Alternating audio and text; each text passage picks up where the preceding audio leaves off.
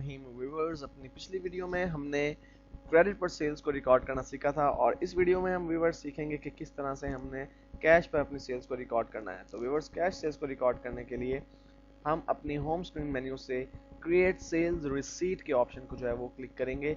यहाँ से हम अपनी कैश सेल्स को रिकॉर्ड कर सकते हैं। व्यूअर्स, जो ही आपने क्रिएट सेल्स रिसीट को क्लिक किया, आपके पास एक विंडो अपीयर हो गई है जहाँ पे आपको कुछ डिटेल एंटर करना है। मसलन सबसे पहले आपको कस्टमर का नाम एंटर करना है। और व्यूअर्स, चूंकि हम कैश पर जब सेल करते हैं तो हम वहाँ पर अपने इनवॉइस जो हमारे कस्टमर्स हैं उनका रिकॉर्ड मेंटेन नहीं करते, क्योंकि जो हमारी कैश सेल्स है उसमें हम इस चीज़ का ख्याल नहीं रखते कि हमारा कौन सा कस्टमर जो है वो ये चीज़ लेकर जा रहा है। लेकिन यहाँ पर हमें कस्टमर का नाम देना लाजिम है, इसलिए हम ऐड न्यू के बटन पर क्लिक करते हैं। फ़र्क सिर्फ ये है व्यूवर्स कि अब की बार हम सिर्फ कस्टमर का नाम एंटर करेंगे, क्योंकि जब हम किसी को इनवॉइस देंगे व्यूवर्स, जब भी कोई हमसे कैश पे कोई चीज़ परचेज करेगा तो उसे जो हमें सेल्स रसीद देनी पड़ेगी उस पर उसका नाम होना ज़रूरी है। इसलिए हम कस्टमर नेम में उसका नाम जो है वो इंसर्ट कर देते हैं। मसलन मैं यहाँ पर उस कस्टमर का नाम एंटर कर देता हूँ।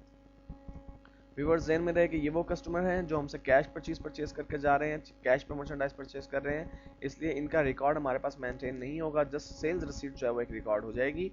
और व्यूअर्स के साथ साथ डेट और सेल्स नंबर है हमारे पास। अगर आप सेल्स नंबर को चेंज करना चाहें तो आपकी मर्जी है, आप उसको चेंज कर सकते हैं। और यहाँ पे उन आइटम्स की डिटेल आप डालेंगे जिन आइटम्स को आप सेल आउट करना चाहते हैं। लेकिन उससे पहले व्यूअर्स, आप पेमेंट मेथड सेलेक्ट करेंगे, आप किस पेमेंट के मेथड के जरिए जो है वो प्रोडक्ट को सेल आउट कर रहे हैं। तो मैं कैश सेलेक्ट करता हूँ कि मैं इस कस्टमर को कैश पे प्रोडक्ट सेल कर रहा हूँ। और आइटम्स में से व्यूअर्स में नोकिया C3 का एक मोबाइल जो है वो सिलेक्ट करता हूँ। और यहाँ पे इसका ऑटोमेटिकली जो सेल्स प्राइस 10,500 जो है वो आ चुका है। और व्यूअर्स, यहाँ पर मैं इन क्वांटिटी के अंदर जो है वो एक का नंबर इंसर्ट करता हूँ, क्योंकि मैं एक मोबाइल सेल आउट कर रहा हूँ और इसकी टोटल इनवॉइस जो है वो क्रिएट हो चुकी है। व्यूअर्स, यहाँ पर भी वही दोनों ऑप्शन हमारे पास मौजूद हैं, to be printed, to be email. हमें चूंकि ये इनवॉइस प्रिंट करनी है इसलिए हम टू बी प्रिंटेड के चेक बॉक्स को चेक रहने देते हैं और सेव एंड क्लोज के बटन पर क्लिक करते हैं। लीजिए व्यूवर्स, हमारी जो सेल्स इनवॉइस है, जो सेल्स रसीट है वो रिकॉर्ड हो चुकी है। और व्यूवर्स, जबकि अब हमारी ये सेल्स रिसीट रिकॉर्ड हो चुकी है तो मैं चाहता हूँ कि मैं अपने लेजर्स अकाउंट में जाके चेक करूँ कि मेरे लेजर्स इस वक्त क्या सिचुएशन शो कर रहे हैं। उसके साथ साथ इस वीडियो में हम ट्रायल बैलेंस को भी विजिट करेंगे कि हमारा ट्रायल बैलेंस इस वक्त क्या सिचुएशन शो कर रहा है। तो ट्रायल बैलेंस और लेजर्स को देखने के लिए रिपोर्ट्स के मेन्यू को सिलेक्ट कीजिए और यहाँ पर आपके पास मेमोराइज्ड रिपोर्ट सेकंड ऑप्शन जो है मौजूद है, उसमें सब मेन्यू मौजूद है। यहाँ पर आप मेमोराइज्ड रिपोर्ट में से अकाउंटेंट को सिलेक्ट करें और उसका सब मेन्यू जो है हमारे पास adjusted trial balance, balance sheet, adjusted journal entries, journal ledger, सब चीज़ें यहाँ पर मौजूद हैं। तो सबसे पहले हम अपना एडजस्टेड ट्रायल बैलेंस देखते हैं। तो व्यूअर्स, ये इस वक्त तक का हमारा ट्रायल बैलेंस है जिसमें 4200 अकाउंट रिसीवेबल हैं। हम चूंकि अगर आप शुरू से ये वीडियोस बिल्कुल इसी सीक्वेंस से देखते आ रहे हैं तो आपको ये ट्रांजैक्शन यकीनी तौर पर याद होंगी कि हमने गैलेक्सी मोबाइल्स को 4200 की उधार पे सेल की हुई है। उसके बाद अनडिपॉजिटेड फंड, व्यूअर्स ये एक नई चीज़ आपके सामने नजर आ रही है। बेसिकली ये क्या है व्यूअर्स, अभी हमने जो सेल्स की है कैश पर 10,500 का C3 मोबाइल हमने सेल आउट किया है, वो बेसिकली हमने कैश पर सेल आउट किया और ये वो कैश है जो इस वक्त हमारे पास बिजनेस में मौजूद है। व्यूअर्स, क्विक बुक ने अनडिपॉजिट फंड नाम से एक अकाउंट जो है वो बनाया हुआ है। जो भी कैश आपके पास बिजनेस में मौजूद होगा वो बेसिकली आपको अनडिपॉजिट फंड के अंदर नजर आएगा। इन्वेंट्री जो इस वक्त आपके पास 30,400 की बच चुकी है। रिपेयर इक्विपमेंट, आपको अगर याद हो इसका ओपनिंग बैलेंस हमने इंसर्ट किया था जब हमने इसका अकाउंट बनाया था, 20,000 आपको रिपेयर इक्विपमेंट नजर आ रहा है। 55,100 का अकाउंट्स पेएबल है।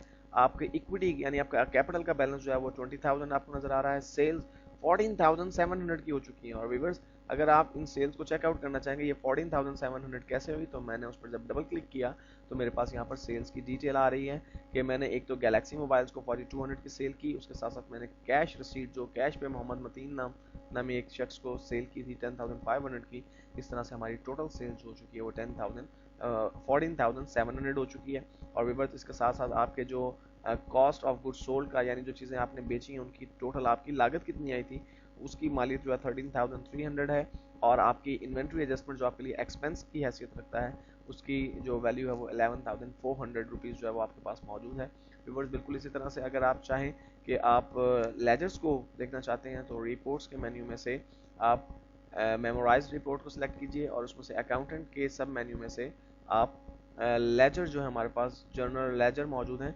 यहाँ पे तमाम लेजर्स जिनका कोई बैलेंस मौजूद है या नहीं है जो आपके चार्ट ऑफ अकाउंट्स में मौजूद है उन सब की अमाउंट्स आपको नज़र आ रही हैं और उनकी डिटेल भी नज़र आ रही है। मसलन सेल्स रसीट का एक लेजर मौजूद है, इन्वेंट्री एसेट है आपकी उसका लेजर मौजूद है, और इस तरह बेसिकली अगर आपको याद हो, अभी ट्रायल बैलेंस में इन्वेंट्री की जो वैल्यू थी वो 30,400 थी। तो यहाँ पर वो डिटेल है कि वो 30,400 किस तरह से बने हैं। लेजर तमाम आपके पास यहाँ पर मौजूद है, यहाँ से आप लेजर्स को भी डिटेल में व्यू कर सकते हैं।